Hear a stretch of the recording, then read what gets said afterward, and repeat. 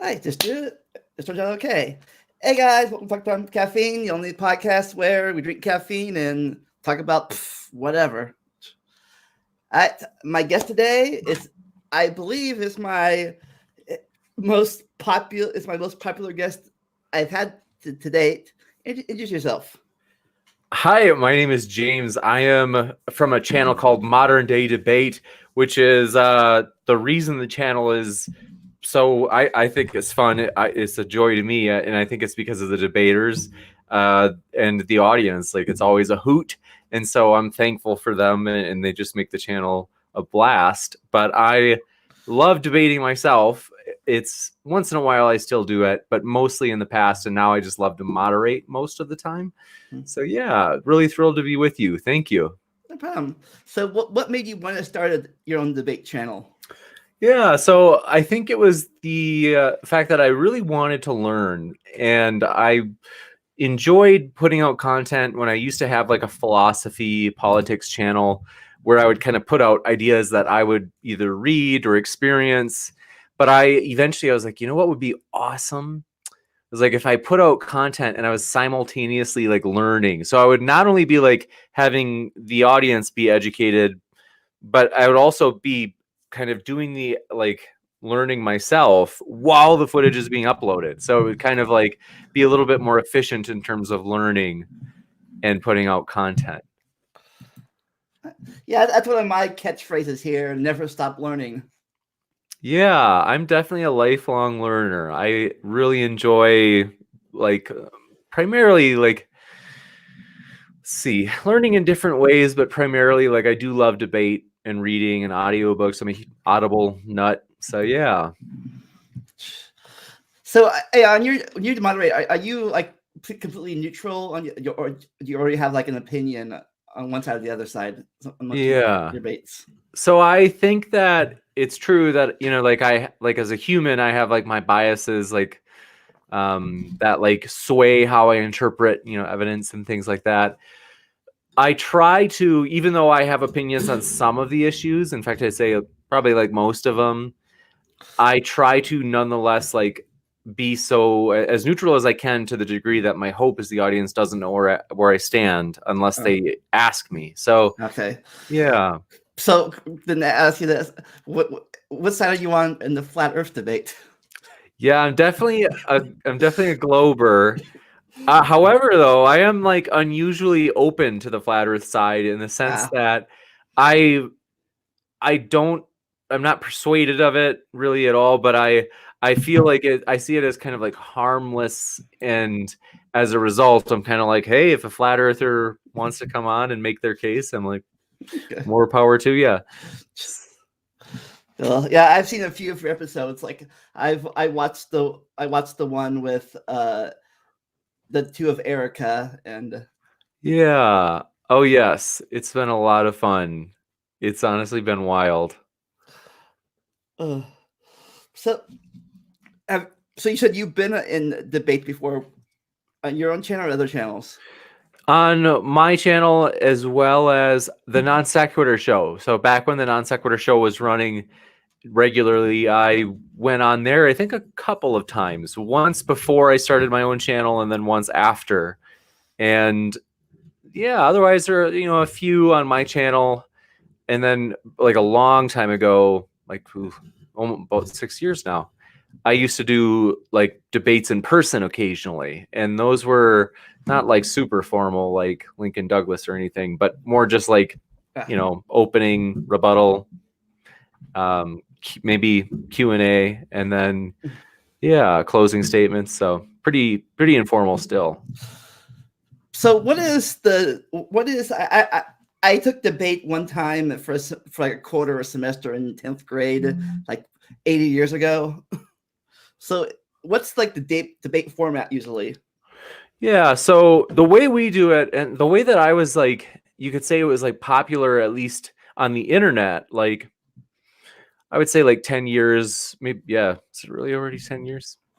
It's about, yeah, oh my gosh, 10 years. 10 years ago. Holy smokes, is that really true? It's 2020. So 10 years ago, like when you'd see like William Lane Craig debate Sam Harris. I can't believe that debate was 10 years ago.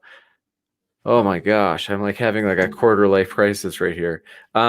Basically, you would have 20-minute openings, then usually like 15, maybe 12-minute rebuttals, and then like a counter rebuttal for 8 minutes, and then in some debates another rebuttal. And they were all timed speeches, and you'd only have like, let's say, cross exams where you'd ask questions and then closing statements. But we tried to do that. Most of the audience though just wanted open conversation, so we primarily switched to just open convo. So we're different, we're like in the sense from what we started as. So you've changed over the times. Definitely. I feel like it's almost been necessary. I think people, one-timed speech, well, it's a lot of information flowing at once and it's a little less engaging, so I think people find it hard to follow that way. So yeah, it definitely gave way to the open discussions that's pretty much now all we do. Yeah. So do you have like, is it usually a peaceful debate, or conversion, or you ever have like a really intense arguments? I would say it ranges across the board, where some of them are really peaceful. And I think the funny thing is, it's true that the ones that seem like fights where you're kind of like, oh my gosh, this is like tense, those probably they do get a lot of views, but I think the ones that get the most likes as a proportion of viewers, I think actually are the ones that are more peaceful. So we do try to like, I mean, we never try to like just purposely push it into the conflict zone. We just kind of try to let it be as organic as possible. So like some of them, the debaters like get along great and it's very peaceful, and then some of them it's like, gosh, like they're gonna kill each other. But the good thing they're on the computer and not in person. Exactly. That's why it's kind of like, well, they're yelling. Like if they get excited, it's all right. They're maybe thousands of miles away. So I think the good thing about a computer debate versus a live debate, if something comes up, you can always look it up really fast while you're waiting your turn. In a live debate, you got your notes, and that's all in your slide that you came with, and that's what you're stuck with. Yeah, you're right. And it's funny because sometimes, in fact, just today, somebody brought that up. Somebody said, because we had 2 debates today, and I won't name names, but someone mentioned, they were like, hey, so-and-so was like totally like getting information from their Discord while they were debating. And we don't have rules against that. We never have, even though we've known people have done that forever. Like, they can read the live chat, and sometimes like their own fans or followers will give them like pointers on like, oh, well, that study's debunked by this study, here's the link. So that's a kind of a challenge, because I can kind of understand why some people might not like that. The old school debaters. Yeah. Back in my day.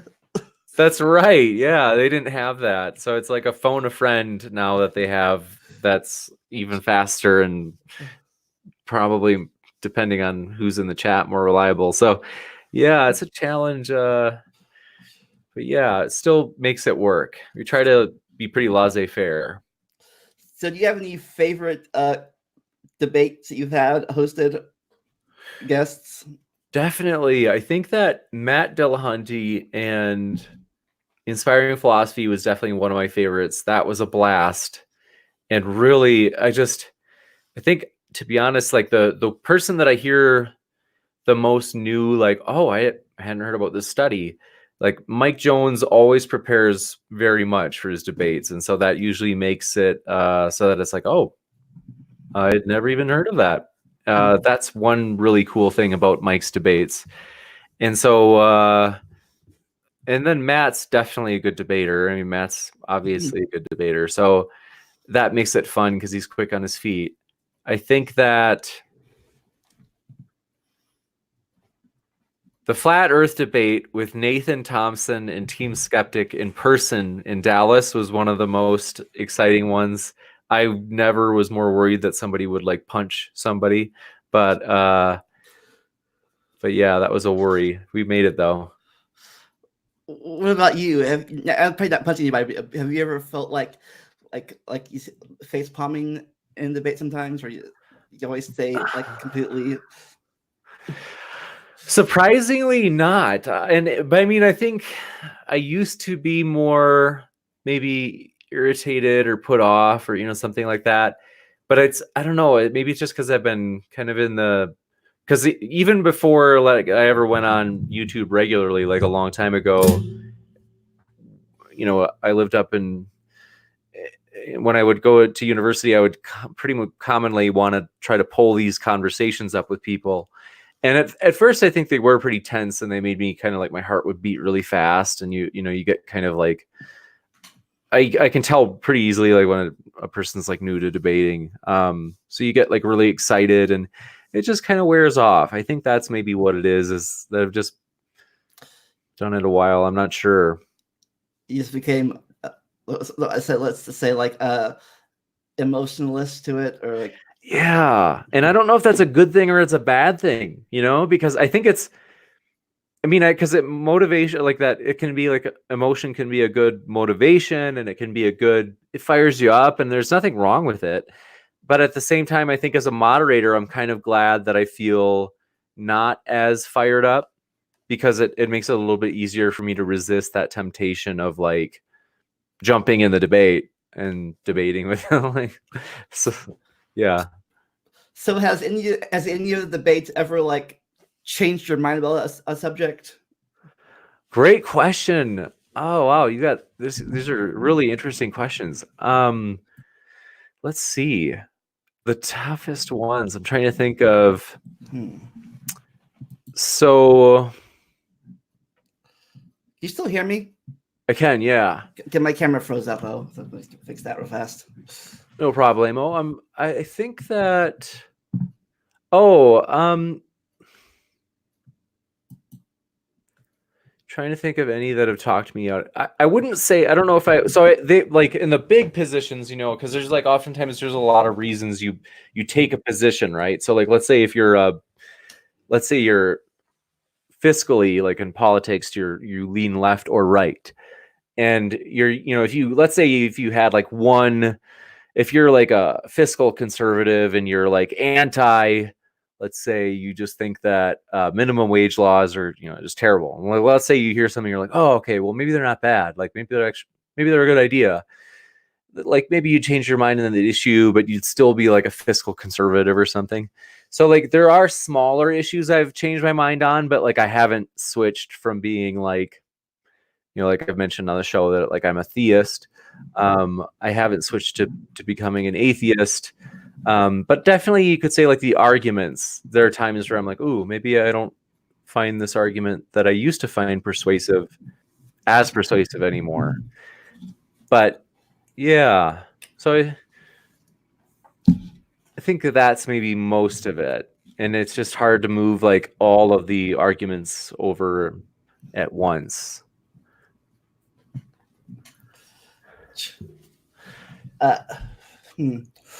So what when you were still debating, if you still are or not, what kind of subject were you debating about? Yeah, let's see. I think it would be ones like the last ones that I debated, which like now or like a year ago, were I did debate the moral argument, whether or not actually not really the moral argument, more so whether or not they're objective moral values, which I tend to lean toward yes. And Pascal, like contemporary versions of Pascal's wager, like utility type arguments, those I get a kick out of. And just because I think that for me, what's really interesting is that when you cross like evidentialism, kind of this idea in philosophy that your beliefs should only be in accordance with the evidence. And if they go away from that, like if you start believing things for some other reason other than the evidence, you're not a good evidentialist and you're not very rational. But then like rational choice theory would say that you ought to do whatever it is that maximizes your preferences or your expected utility of like any decision, right? So if you're thinking, oh, it might rain today, it's like, well, I should bring the umbrella then, because if it does rain, I definitely want to have my umbrella. Like just, long story short, when evidentialism clashes with rational choice theory of like what to do, namely in contemporary versions of Pascal's wager, that's fascinating for me. It's a big challenge, but a really fun one. Yeah, it's the umbrella thing. It's like a thing, right? It's like carry an umbrella along me all day long, just in case it rains, or not carry it and hope it doesn't rain. Yeah, absolutely. It's like so like that's the classic example of like rational choice theory of like you like basically do the probability. You're like, oh, I've got like a 0.8 probability that it'll rain today, so like 80% that I think it like will. One of those risks versus rewards things. Exactly, you got it. That's exactly what it is. So you like multiply your like I don't want to get into the math, but it's a really interesting stuff. It's really fun. So yeah. Yeah, I live in Ohio, where the weather's always crazy here. And the weather can change from like hour to hour. So it's like it can be like really cold in the morning when you leave for work. When you get home, it's like 60 degrees and you're sweating in your heavy winter coat, or vice versa. It'd be like 70 degrees when you leave. You're like, I don't need a jacket. When you leave work, it's like 30 and snowing. You're like, damn. Oh yeah, I believe it. Yeah, I feel like the weather changes there in that area a lot faster than a lot of places. This is why people don't like this, but I prefer winter and to spring and fall, because at least most of the time in winter time, if it's cold in the morning, it's gonna be cold at nighttime too. So like, be more prepared. Oh yeah, touche, absolutely. Of course, then again, winter was a lot more fun when I was a kid. Yeah, I feel like there used to be way more snow. Is it just me? That would be the climate change debates. Yes, we were hoping to get one of those soon. That'd be a fun one. But yeah, how long? So you've done this is season 8.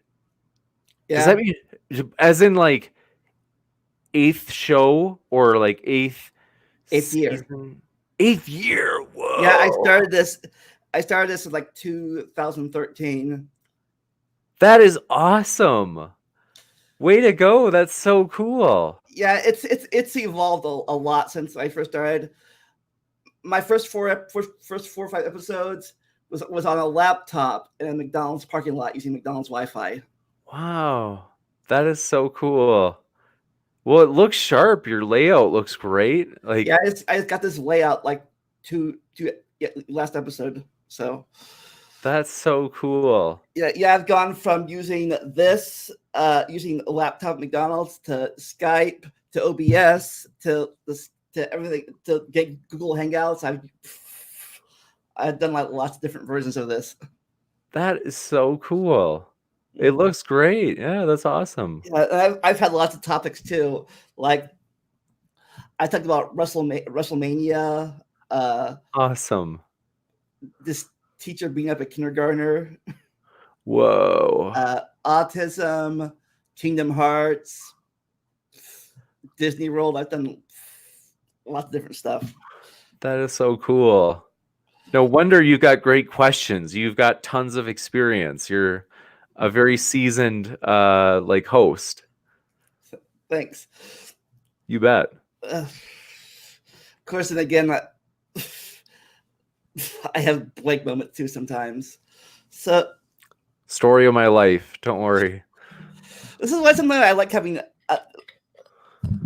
It's like sometimes I like having like a second or third co-host with me, so they can like fill in the dead air time when one of us has like. No, it's totally cool. So how long have you been doing this for? So it's been a little over a year for Modern Day Debate, and then technically I think 2016 is when I started the channel itself, but it had, like I said, it was for the first 3 years it was only like a philosophy, religion, and politics channel, and it was just like kind of like little stuff here and there. And only after a long, like that 3 years of like being fairly consistent in putting out content, did it finally kind of kick up where it was going into the debate mode, you could say? Yeah, I didn't start posting videos until a year after I started my YouTube channel, because back then YouTube was just for me. It was watching occasional vlogs and the illegal, like, people that like for temporarily got anime or stuff on YouTube before they got deleted. Oh, that's right. Yeah, YouTube has changed so much. That's crazy. And then between my second video was a 2-year gap. So Oh, wow. yeah, I've changed a lot. I used to be very camera shy. Back in, so I hate being in front of the camera. That's why I became a photographer or video critic, so I could be behind the camera. So I had like 10, 13 years of camera work, but especially at my church camp. When I used to go there, I'd take like 300 pictures a week there. Yeah. Oh, that's so cool. Well, you got experience then. You're definitely used to it. So, but then one day I just got so mad about something that my anger trumped my shyness, and here I am, 10 years later. That's funny. That's really cool. Huh. Yeah, it's trying to remember when I finally kind of got the motivation to push forward and do a YouTube channel after thinking about it. Because I think for a lot of people, they think about it and they're like, do I want to do a blog or a vlog or a YouTube channel? And they're like, well, maybe. And there's often like a really long period of just mulling it over for people. But yeah. And then also too, being on camera, I think for a lot of people, that's awesome. You've conquered that fear. Yeah, a lot of people can do the voice thing, like avatars, but they're not good at still not good at either that they're shy, or they don't want their real life to interfere with their I tried for some reason some people use avatars and still. Right. Yeah. I can totally understand that. Like my friend Dapper Dino here, unless he's really is a dinosaur. Yeah. Yes, that's right. Yeah. I feel like I have a friend I was just talking to about this, about whether or not it would be like, because he's like, well, should I like use my camera or not? And it's funny that I feel like there are some ways in which it could help, and some ways in which it could actually like there's one debater that we have on, and I've told him, I said, like, if you want to use your camera, like, I'd be okay with it. It doesn't bother me. Because he's like, well, maybe I should. And I was like, the only thing is, I think that, so he sounds like he's like 30, 35, but he's actually like 24. And I think that like oftentimes age can like work to your advantage on YouTube, at least with things like debate. And so I told him, I was like, if you've never shown your face before, you might as well let people like still think that you're like 30 years old rather than 24, because I think it does kind of give people like an added credibility if they look older. So I think that if you're younger, or if you're wanting to appeal to a younger audience, but you're older, you might want to. Yeah. So how off topic, how do you think I am? If you didn't know me. Let's see. Like 28, 29. I just turned 40 in December. Wow. That's wild. You're doing great. You're looking great, man. That's awesome. Yeah, that's where my channel name came from. 1988, year I graduated high school. Wow, that is really cool. Huh. Yeah, one of my classmates just had a grandkid, so. Whoa. That is really cool. Experience in life is like Marcus Aurelius just talked about, like being a student of life. Nothing is a better teacher than experience. So congrats to you. That's awesome. Yeah. Yeah, I picked my YouTube name because I was bullied in high school. So I used to hate my classmates. I used to hate my school and city. So I made the channel to try to get over that. Wow. Well, I'm sad to hear that, but I'm so glad that you've made the channel and overcome. That's great. Like And, and we're friends. We're we're friends now. My bully actually apologized to me at one of my reunions. So that's really nice. That's great. Yeah, I think when we're young, we don't realize a lot of times people don't realize like what they're doing. So that's nice that you forgave them. Sounds great. and we shared a beer and stuff. So yeah, another one. Uh, yeah, once you have kids, I think you learn sometimes because like one of my other things, she said she was like, I regret being mean in school now because my kids doing suffering the same thing I put other kids through, and now I'm like what I do that for? Yeah, yeah. That's a good point. Gives you kind of perspective. Uh, that's true too, but yeah, when I first started my channel, it was like I it was originally supposed to be like about I was helping my friend with his garage band, so I was doing videography for him. And then the band broke up, and my channel was dead for a while. And then like I said, I started vlogs. That's the one thing I respect about some people. Like I can never do is I don't know if you've done or not. People that can have 3 or 4 YouTube channels at one time, That's different a topics. lot. Yes. I don't know how they do it. That seems hardcore to me. I don't know if it's pretty impressive.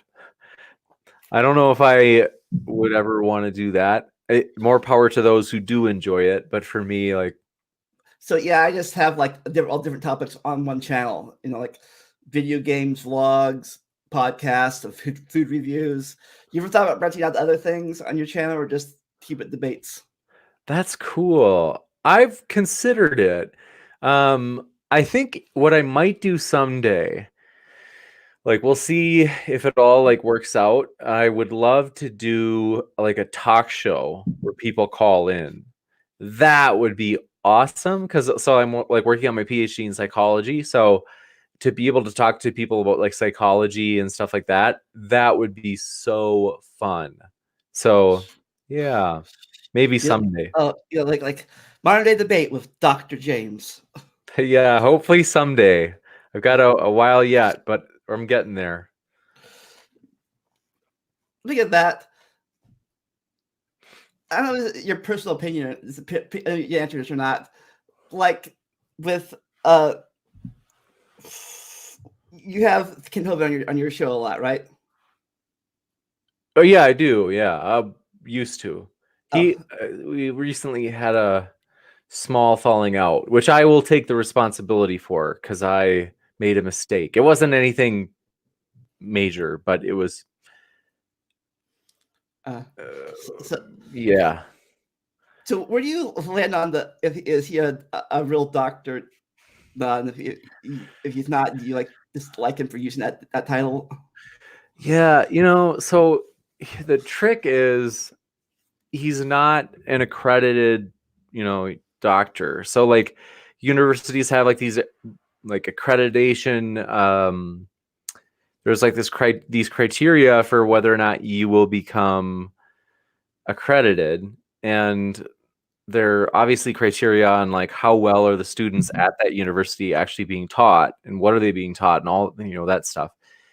And if a university doesn't have it, it's like you don't actually really know like what they're being taught. And so I do think that, so that's why like I don't refer to him as doctor on the show, because I do feel a little bit, I'm like, I personally like prefer not to call him that. I do think that it's true. And now like whether or not he's done this, I don't know. This is like up for, I've never like asked him to make a case for it. But whether, I mean, it's possible that someone could go to a non-accredited university and or even just have a mentor who pushes them enough such that they could reach the level of a person with a doctorate. But like I still don't use the title just because it's like kind of a gray area. Yeah, I respect people that could handle through college because I did terrible in college. I couldn't get my associate's degree. I tried and I failed miserably.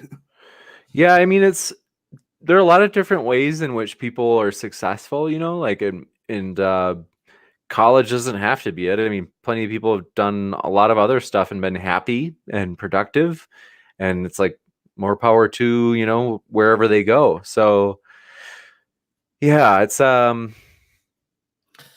different strokes for different folks, as they say, the old phrase. Yeah, I had different career goals too. One time I wanted to be a history teacher for a while, and then I wanted to be a youth pastor at my church. So it's like,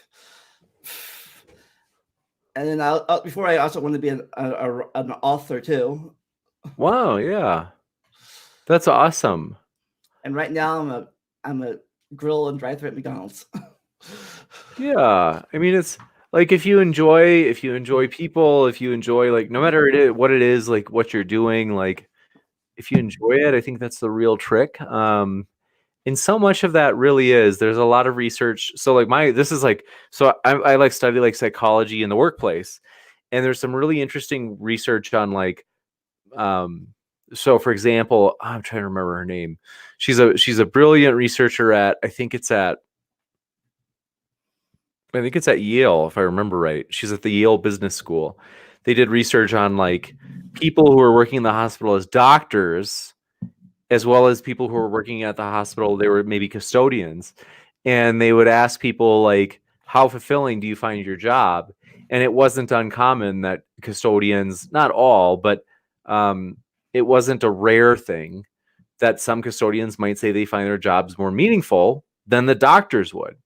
And I mean, it's true in like the most real sense that like if you didn't have custodians, like things would get dirty fast and like be disease, filled with disease fast too. And plus, as a joke or not, but even the doctors might get paid more, they're probably still paying off their college bills.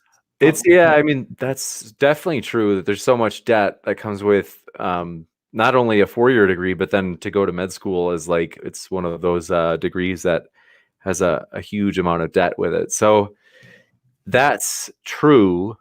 And a lot of the custodians would say, it was really how they thought about their job. If they thought of it as meaningful, like they thought that God had, kind of given that job to them in order to like kind of like take care of the people around them, then they were, not surprisingly, like really satisfied. And so wherever you kind of get that purpose from.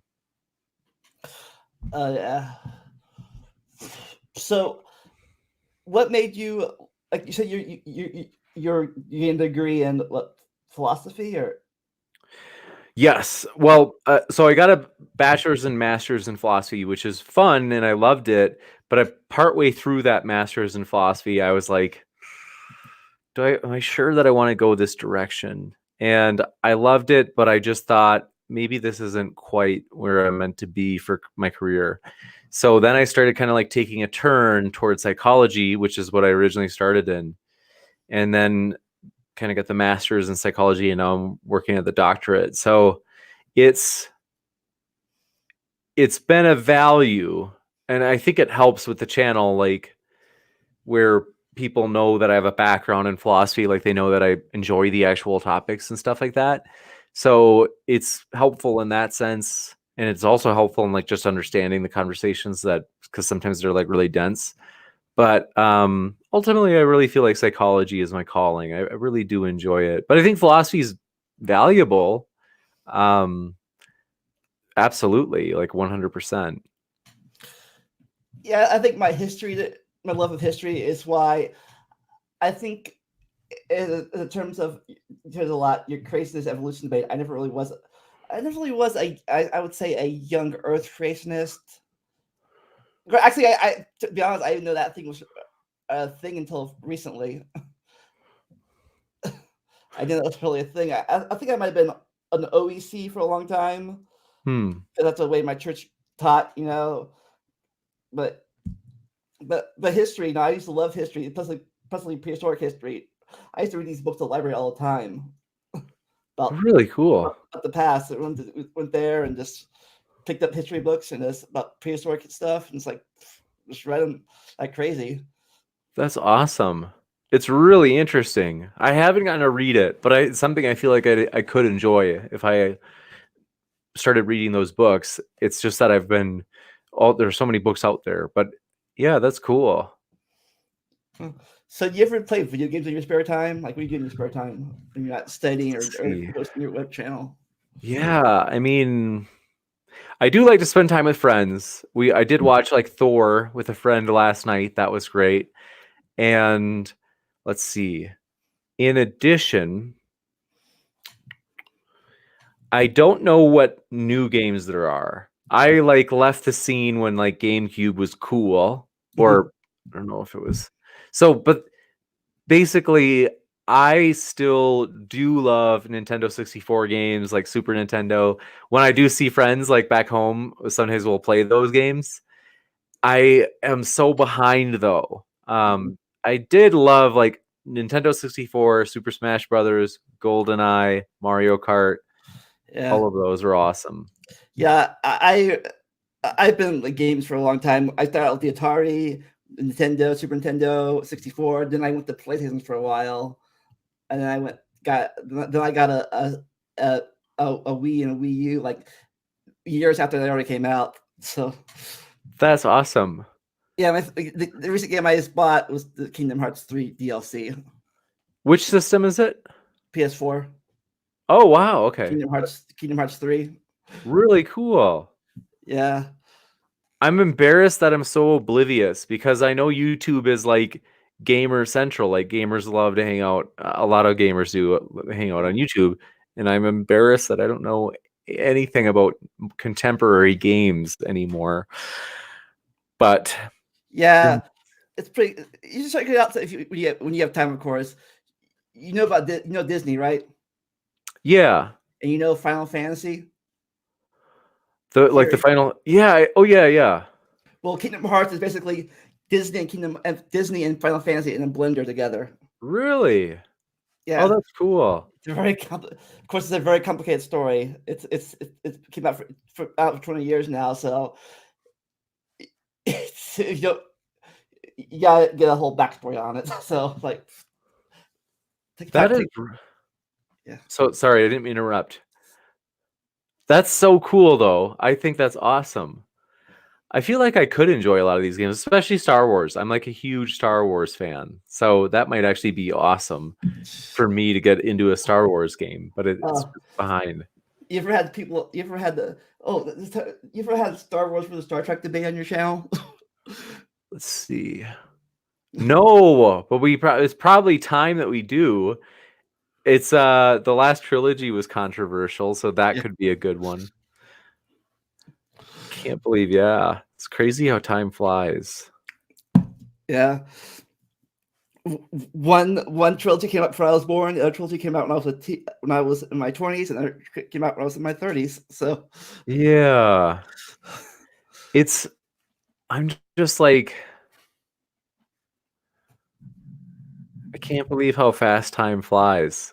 You can tell that I like if it's not obvious, you can tell I haven't like reflected on the last like how much time has passed. It's because I'm just like thinking about it now, and I'm like looking back, remembering when I was like maybe in high school, and the idea of like a sequel trilogy after Return of the Jedi was like, would it ever happen? And now it's already done.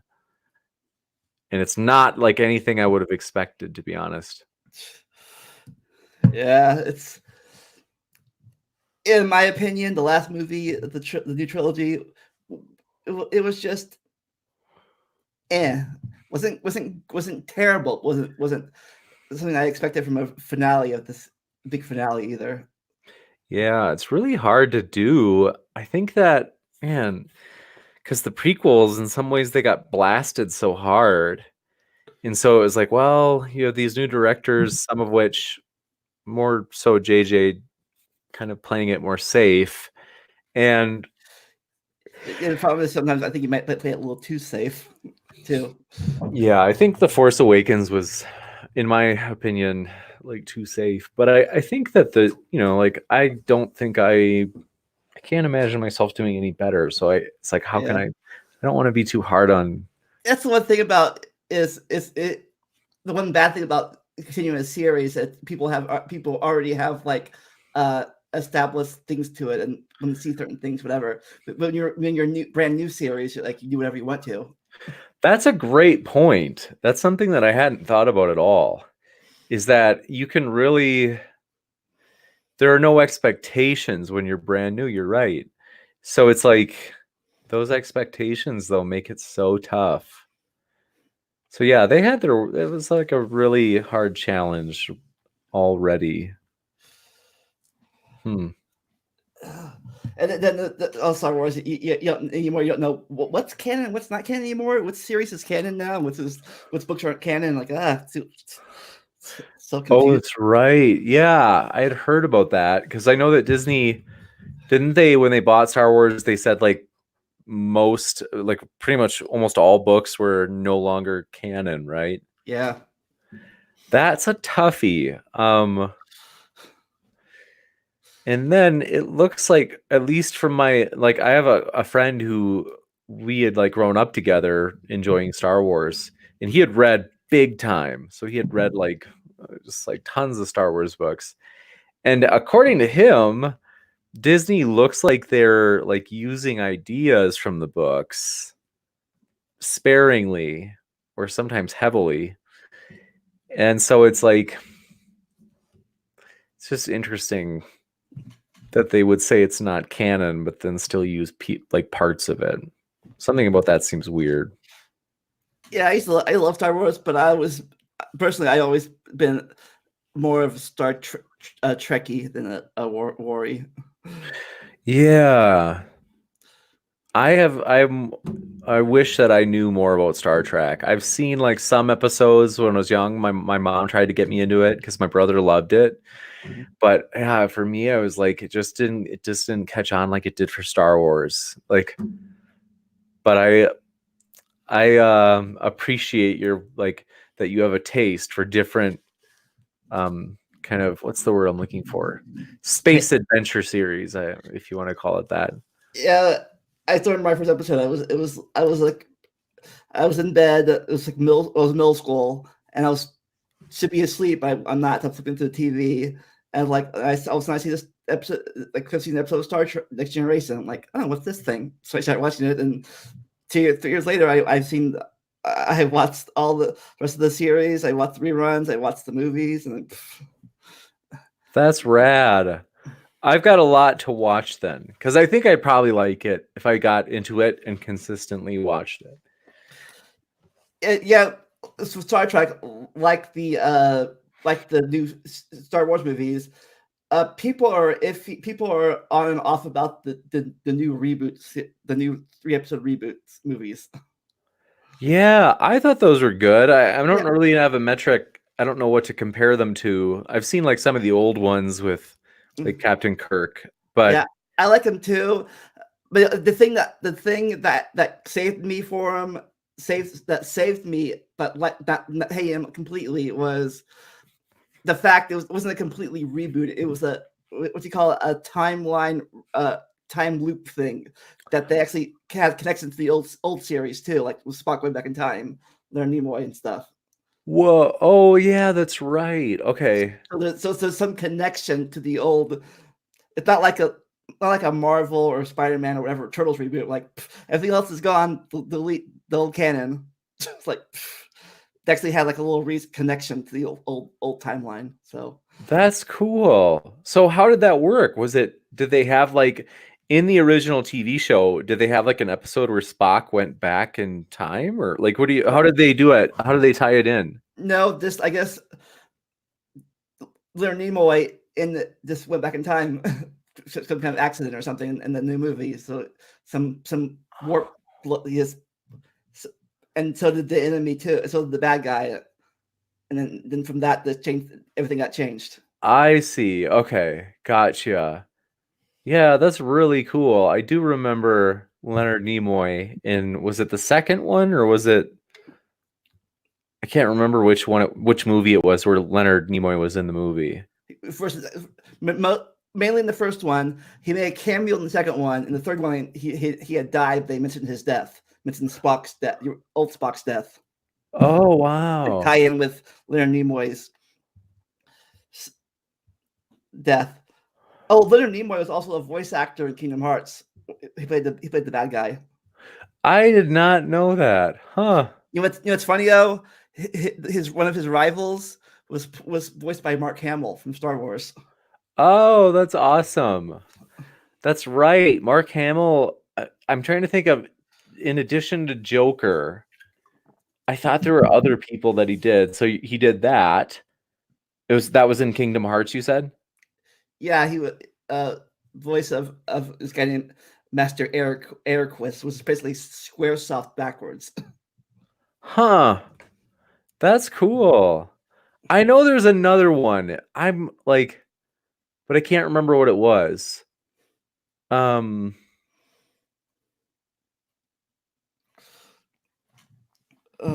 I'll have to let you know. If I think of it, I'll let you know. But I know that he was like, was it in like, I don't think it was in The Simpsons. I know that he had a cameo in The Simpsons, but I don't think he did a voice other than himself.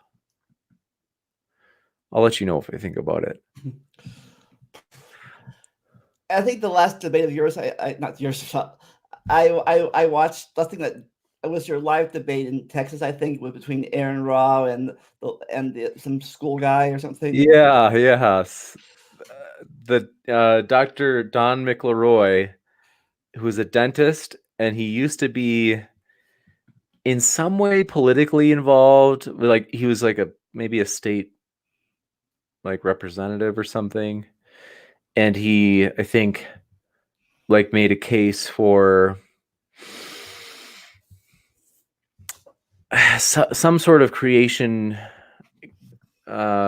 special creation to be taught in school. I thought they even had like a special on him on the Daily Show. I don't know if that's true. The old version or the new version? I think it was like the Daily Show with Jon Stewart back in the day. Like, I don't know if there's like a new, like back then, like the details of it, but I'm like almost certain because Aaron Raw during that debate brought up something about like the Daily Show, and I remember Don was like, they did not represent us fairly. So I've got to look up that clip. That'd actually be really. Well, then again, it's not really a news show. It's a comedy show, really, Right. with news intertones. Right. Yeah, I suppose that's the trick is you have to, if it's a satire kind of news show, you have to be expecting you're going to get made fun of. And that's the one show that me and my dad actually like together. We just read a lot of stuff, but that's the one show we love watching together. That's cool. Yeah. Jon Stewart had a really good sense of humor. I don't know what he's doing now. I know he's still alive, but I don't know what he's doing. But yeah, it's a lot of funny stuff. Yeah. I think that shows like that, like they age you. I guess. Yeah.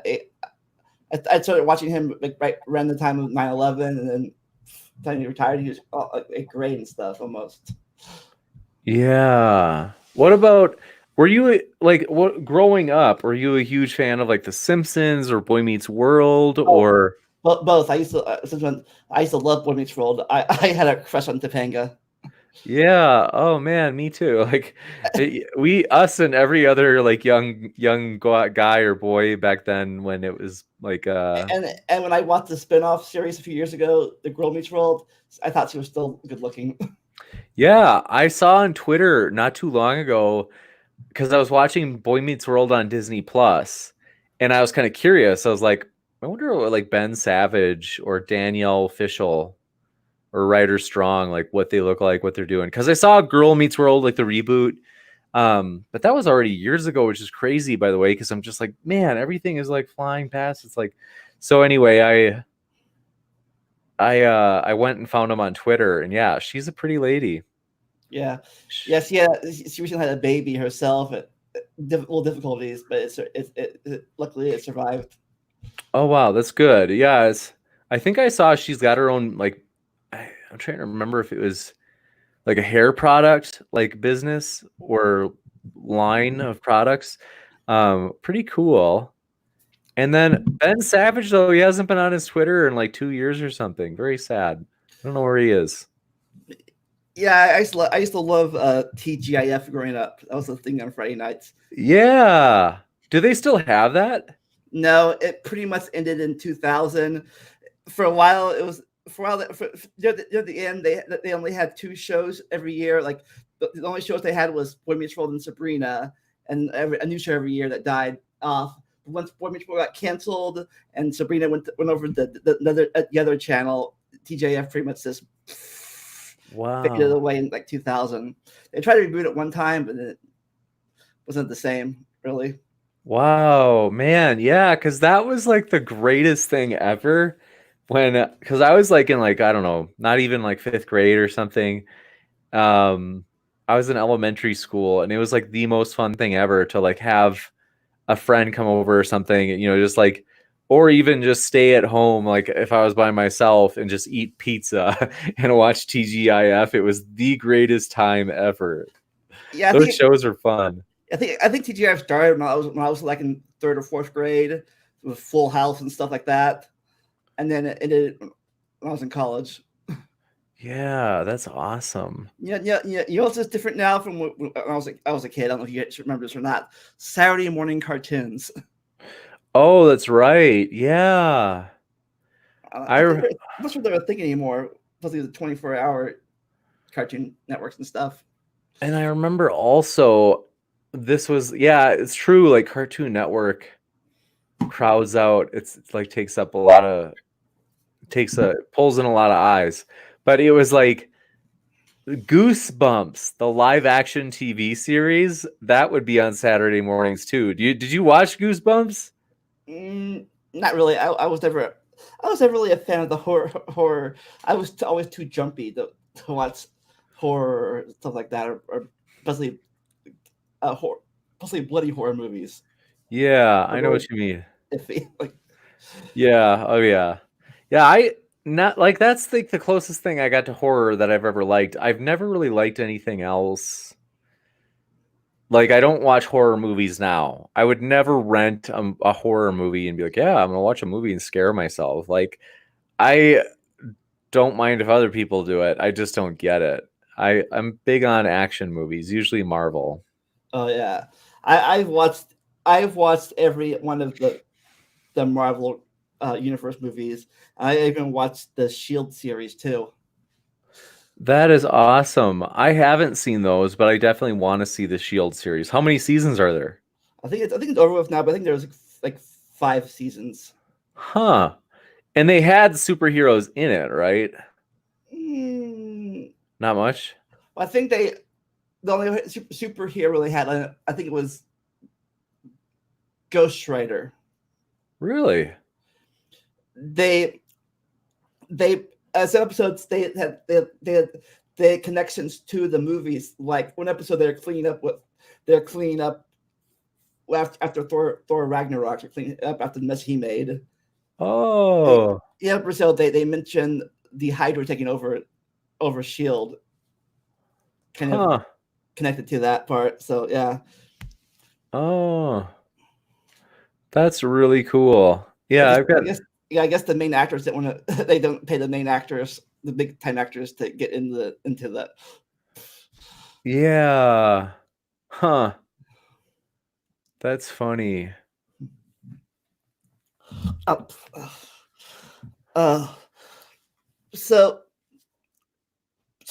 what's your you have like a studio you do this stuff in, or you like this at your house, or what?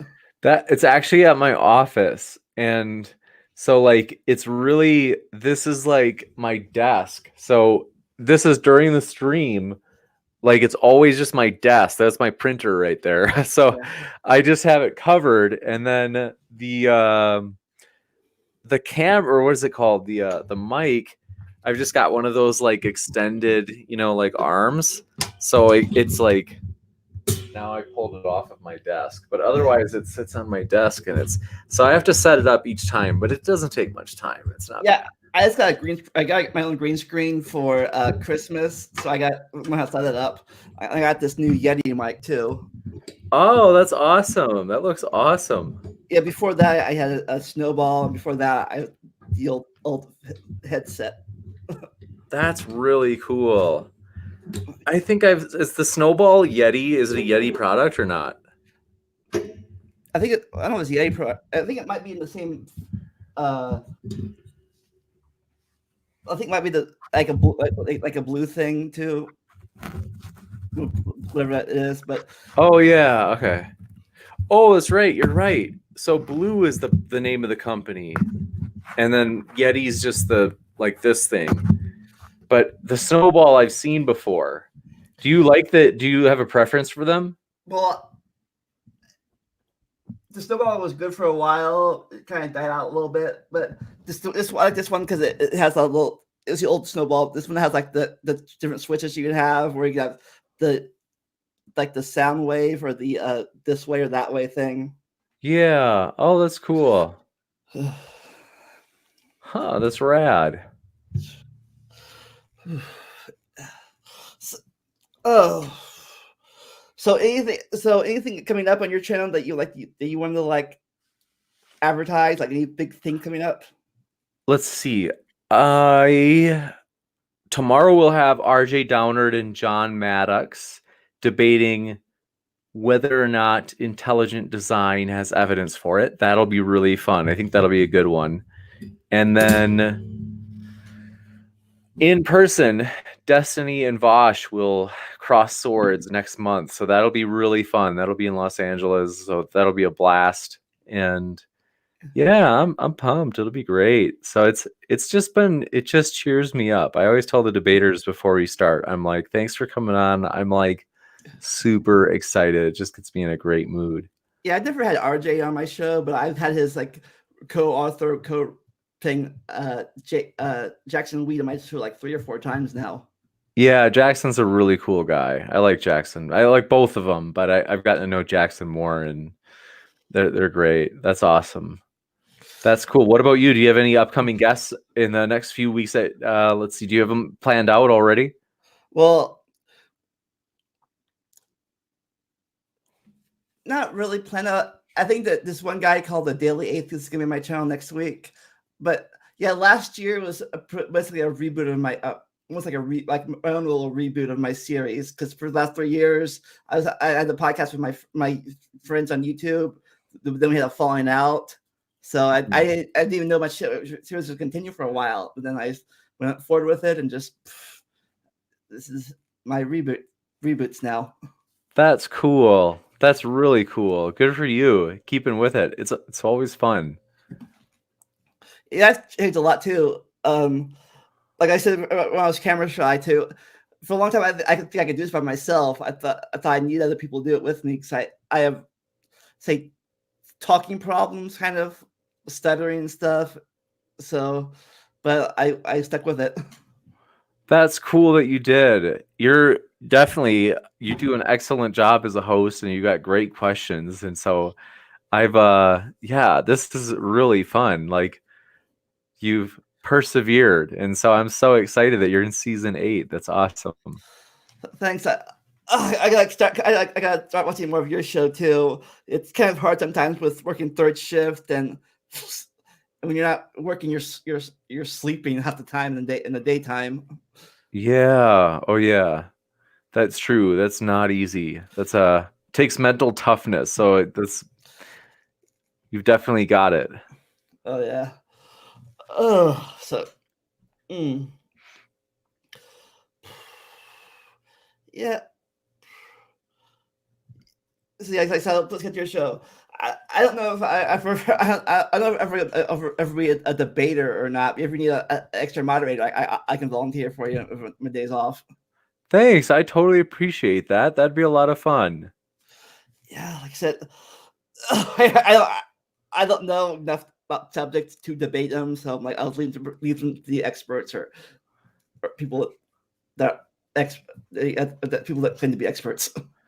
That's cool. Moderating is fun. I like moderating. I just really enjoy like kind of listening and learning. So that's rad. It's a fun thing to do. So speaking of moderating, have you ever had to like in you say it's a more open discussion now, but you ever had to like mute somebody who was talking out of turn?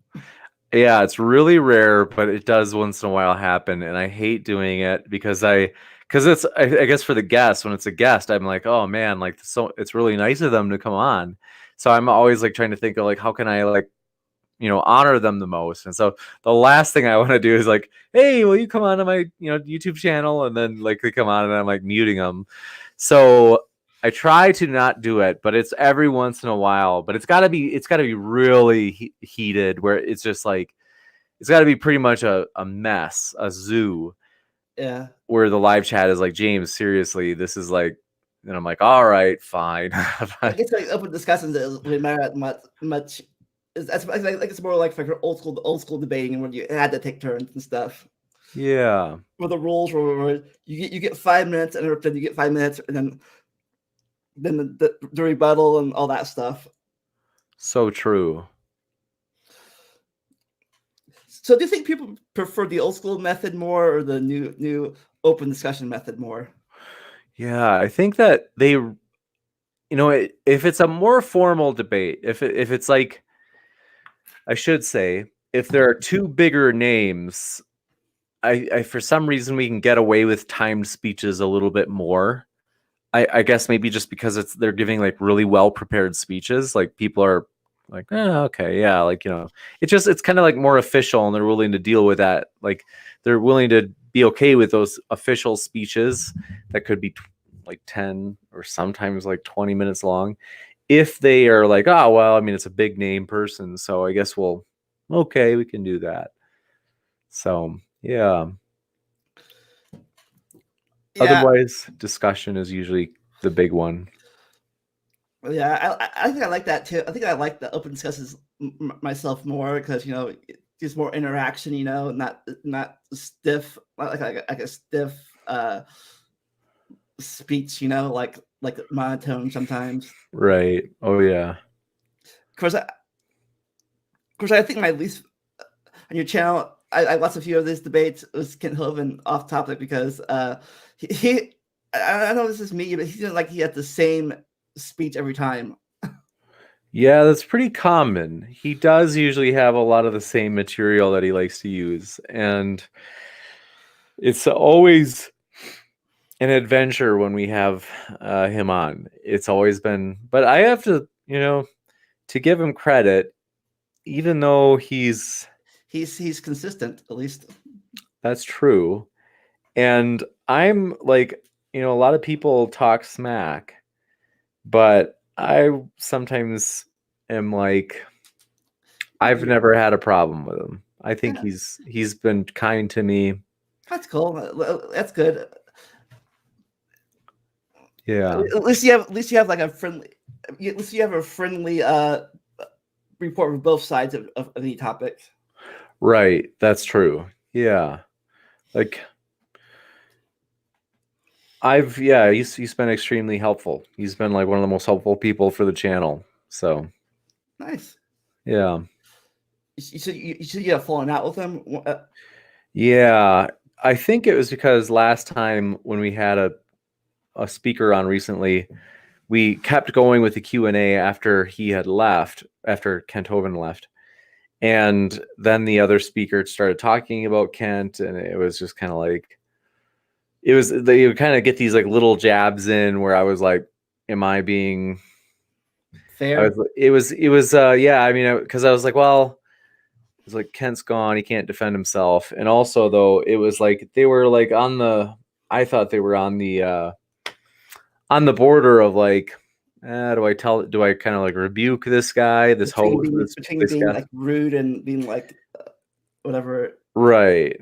And so that was why Kent was unhappy. And I don't blame him though, because I apologized and said, if I would have known that the speaker would have started talking about you after you left, like if I would have known they would have tried to, squeeze those little jabs in, I would not have done it. I would have just wrapped up the whole thing. So yeah, that's the thing about being a moderator. Sometimes you might not agree with both sides. You try to be neutral. Yeah, that's true. And fair. The thing about being a moderator sometimes it's trying to be fair, I guess, and nice to both sides. Definitely, it is. It's hard to keep everybody happy, especially at the extremes. It's usually people at the extremes that I think don't like me the most, which is I don't know. What are you gonna do? I can't worry about everybody. Yeah. So I'm. It's I got don't let it bother me. It's got to keep the people either. So what was to extremes? Like, what's the most extreme debate you ever hosted?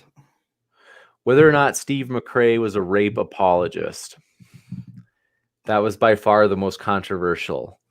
Namely, whether or not Steve McRae defended like rape as being okay, which I don't think he did at all. I think that, you know, Steve has his imperfections, but that's not one of them. So that was a wild one. And what about the least the least extreme debate? Also about Steve McRae, because we did a goof April Fool's type of debate, which makes me think maybe we should do that this year. But we did one on, this is back when Steve and Kyle were buddies. We did a debate on who was hotter, Steve or Kyle. And so Jim Majors and I debated that, and it was like a 10-minute debate, but it was fun, and they broadcasted it on the Non Sequitur show. And so that was really fun, but trivial. But yeah. So Next debate topic should be which anime or television show shipping couples that you ever get in the form of them that they're crazy. Touche. That's true. Like, that would be fitting. Like, I think these two people together. Like, no, you're crazy. These two should be together. That's funny. That's the next one we have to do then. Like, you ever been a shipper before, like anime or games or TV shows? I haven't actually. It's like totally new to me. Is it? How about you? I've had my preferences on certain couples on TV and anime and stuff and games, but I've never been to the extreme of like I go onto a forum topic of a certain thing and argue against that couple. Oh yeah, that's funny. I guess this is my opinion. You know, if you don't like the content, just don't watch it. That's true. Yeah. Or just don't go to the forum post and be a troll to them. Yeah, I know what you mean. I get that perspective, and But then again, I'm also the perspective. Hey, if you want to troll me, fine. This gives me more views. That's true. That's right. Driving more traffic to you. That's funny. I've got to give you like a heads up that like I'll probably have to go in a few minutes. I'm so sorry, but I've got a few minutes yet. But just want to let you know, just because I'm dead because I did 2 debates today. And yeah, probably wrapping up too. Like I said, I already asked you about your future things. Yeah. So I'm gonna have I'm live streaming Kingdom Hearts occasionally. So I'll see you there. Before you go, you have a catchphrase you say at the end of your shows? Usually keep sifting out the reasonable from the unreasonable. Okay. And mine is never stop learning and enjoy the randomness. I'll see y'all next time. Bye. Excellent. Take care.